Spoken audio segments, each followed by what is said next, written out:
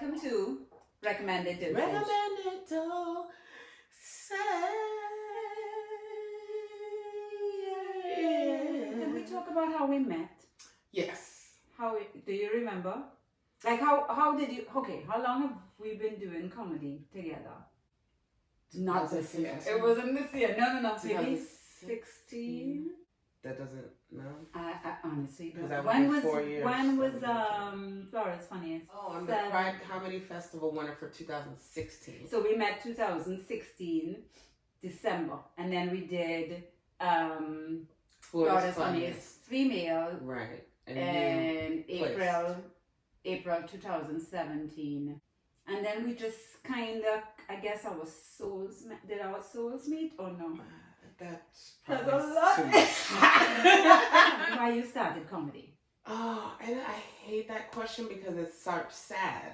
I started comedy because my mom always thought I was funny and amazing and beautiful and talented and could do no wrong. And then she died. Oh. Yeah.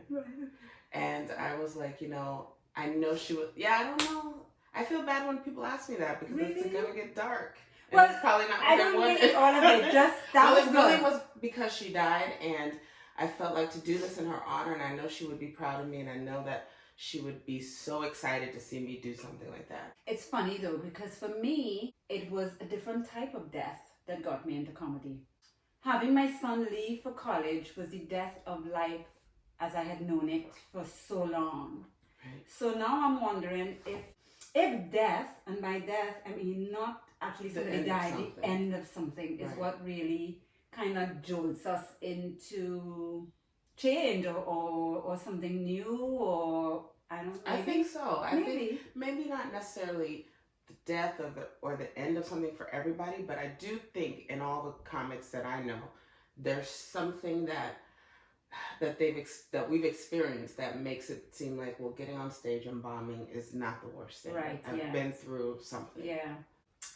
So we did Florida's Funniest Female. That actually was not my first competition.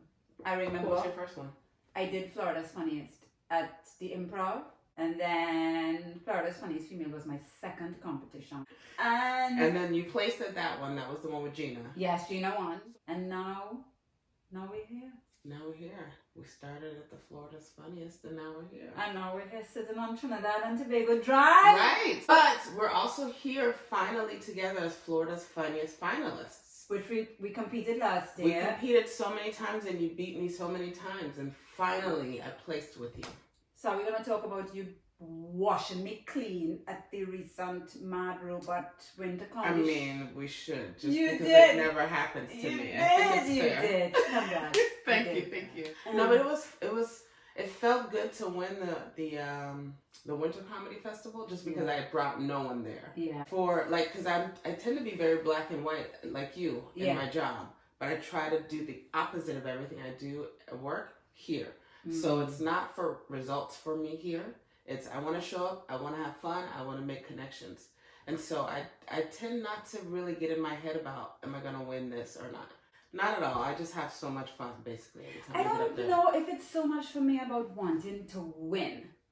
For me, it was I'll get on stage and I will have to speak like this. And I just felt like I don't want to have to go through that. Right. I've gotten the hang of that better because I've been doing so much more work on stage and watching comedy specials. Yes. But before we go into that, all right. I just wanted to kind of respond to what you're saying. It's tricky, right? Because you don't want to compromise who you are and what you do that makes you different and special. Correct. But I can understand like wanting to make yourself accessible to the masses, but still trying to walk that fine line of being who you are and what makes your fans go to see Cindy. Correct. Yes. So and it's got to be difficult. It was a process trying to discover that and getting comfortable with it.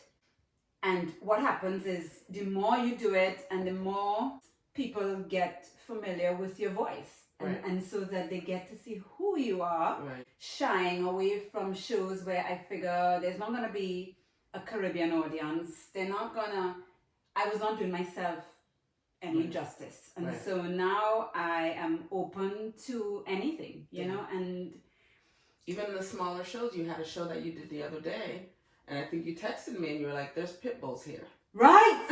There were dogs. Right. And I think we all do that. We get somewhere and we have like an apprehension. And there if were you just dogs. open and say, let's just see. Listen, could we not just go over that so quickly though? There were two huge, like a pit bull and maybe half pit. I don't know, they both look like pit bulls. They were huge. And that's not something you'd expect at a comedy. No, I walked in very ready to, I was like, all right, I'm going to do this. I'm going to have fun. And then, I'm like, yo. But I have to say, shout out to Dean. Mm-hmm. I texted Dean. I was like, yo, I'm terrified of dogs. These are some big freaking dogs. Can we do something about this? And he was very understanding. He spoke to the owners and they held the dogs and we had fun, you know.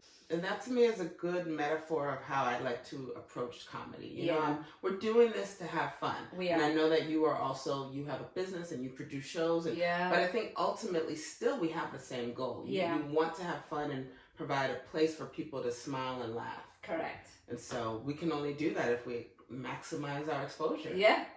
And we have fun while doing it. Absolutely. Yeah, it was so good. Would you one day want to have a special? I would.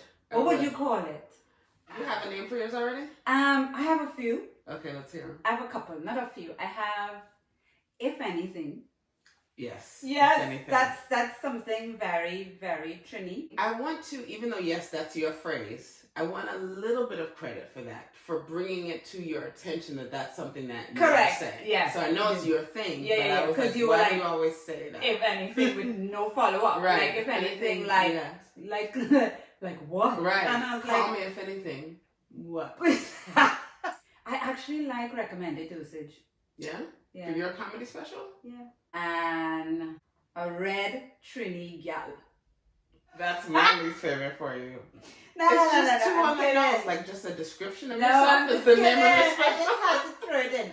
But so mine should just be Black Girl? A black Rasta Black American. Girl. This place different. What is that? Meaning the US. Because a lot of my comedy is, I compare the US to home.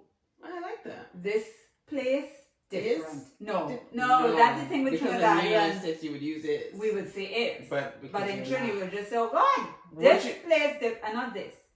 This right with a D. Would you have a different name when you do your special in Trini, and then when you come here, you would put in the articles? Is? Right. I'll put is and then scratch it off. Yes!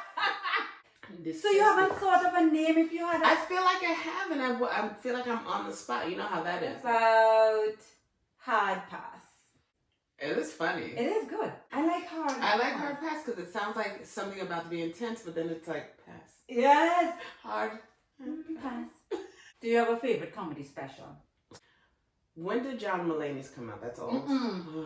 He's so I think good. He's so good. He's so smart and just... That was, because 2017 maybe? It's been a while. Yeah, that is a while. You know which one I loved too? Michael J. And his was so long ago. That was you mean with like the brown hoodie in New York? Yeah, with with the white girls who take over. Yeah, and Jesus was a carpenter. How come we have no furniture from him? I mean, it makes sense. He's so humble. He probably wouldn't put his name. He probably made some of the stuff. Maybe that we have. Yeah. And he's not he's not like that. Maybe we just see JC on it and we're like, oh, this is a good brand.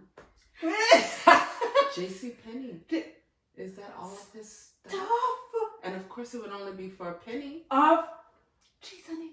Oh my gosh. Look what we discovered. Scrap that shit. Listen. So Chappelle was your favorite last year?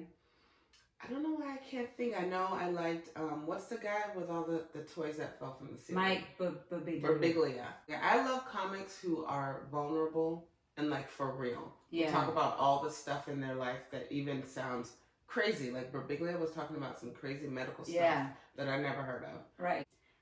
Like you, I like when it's not just ha ha ha for an hour. Can I just say in general, just because you're famous, and just because they give you a special doesn't mean necessarily that you take it. I don't know. And to me, you know, you've said this before and I appreciate it and it rings true. You know, comedy is an art, and a lot of people, because you're laughing with it, don't take it as seriously as they should. It's a craft that we hone, but people work on it, and it means something, and it brings us out of other dark places. Yeah. So to just get on stage and act like I'm funny, I'm gonna be funny because they're paying me to. I don't like it. I don't enjoy it. It's a waste of my time. It's taking up space.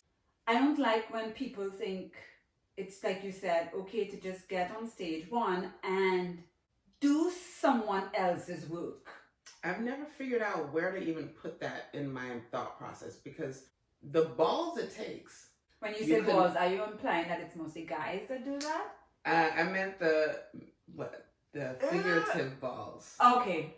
Because here you are on stage, you've been given an opportunity, and there's a lot of places where it's actually hard to get stage time. It is. We take for granted, I think, how easy it is to find someone who has a room and get on stage for a couple minutes. Yeah. But it's hard to get on stage. You've made it there. People are willing to listen to you. And you're going to give me regurgitated, refurbished, recycled material that you didn't write? Yeah. And it's a structured thing. We are there to not make it seem structured and rehearsed, but it's stuff that we know, like we can just recall because it's a monologue, you know, it's work. Yeah. And so for me, I'm so offended. I honestly take it very personally that I am here busting my ass. We bounce jokes off each other all the time. And you would say no, yes, or maybe put this, twist it. And I would say to you, I like this, why don't you add this to it? And that's the fun part of the process too. Like, I love watching you grow and know that, okay, I remember when I met you, you were doing this joke and now you have this tag to it. And that's an exciting thing. Yeah. And nothing's wrong with crowd work. There are some amazingly talented, funny people who do crowd work. But I also know too many people that don't have anything written. Yeah. And their whole reliance is on the audience. And that to me too feels unfair. Let me ask you, how do you prepare? What?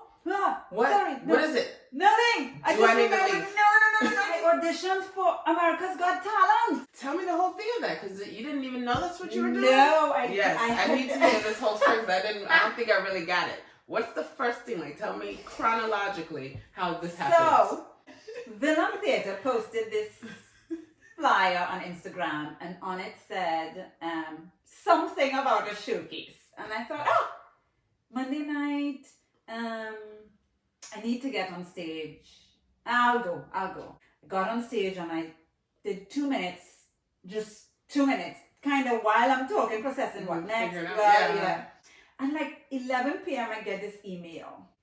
Thank you for taking part in the America's Got Talent showcase. I was like, what? They said, because you took part in the showcase, you are now, this is your front of the line pass. Oh, wow. So you are still part of the cattle call. You don't have to line up, you know? The front of the line. You get to the front of the line. And so we all auditioned. You had 90 seconds to do it. How much had you done in Nashville? Was it 90 seconds? 1 minute. So that 90 seconds. I was good. Like, this bonus time. I'm going to hit these people 10 jokes. No setup, just punchline. So it sounds like, you know what I'm hearing when you tell that story, the minute you don't allow yourself to overthink and just do it, that's when the opportunities come, that's when the fun comes, the camaraderie. And when you were talking about like having time to come up with stuff, I thought about when we did Florida's Funniest, shout out to Ben Lee's and Comic Cure. Oh yeah? The last show, because you had been through that process before of being a finalist and having to go on stage, but I hadn't. Right. And I love the adrenaline of that. Like you've already done the set and you're feeling good about it. Yeah. And then now you have to go back on stage and you were the first one back up. Right. So that's literally no time. No time. And in that moment it felt stressful, but looking back at it, those are one of the more fun times that I've had in comedy. Like knowing you got to get up there, you know your stuff. Which one are you going to do? Make this decision. You see this crowd. Are you going to do this joke or that joke? And we did it. It was so much fun. Like, we didn't get up there and say, hamana. We had stuff because we wrote and worked and did this. And did it. Right. We did it. It was a lot of fun. That was one of my favorite nights. So, has comedy changed your life? Absolutely.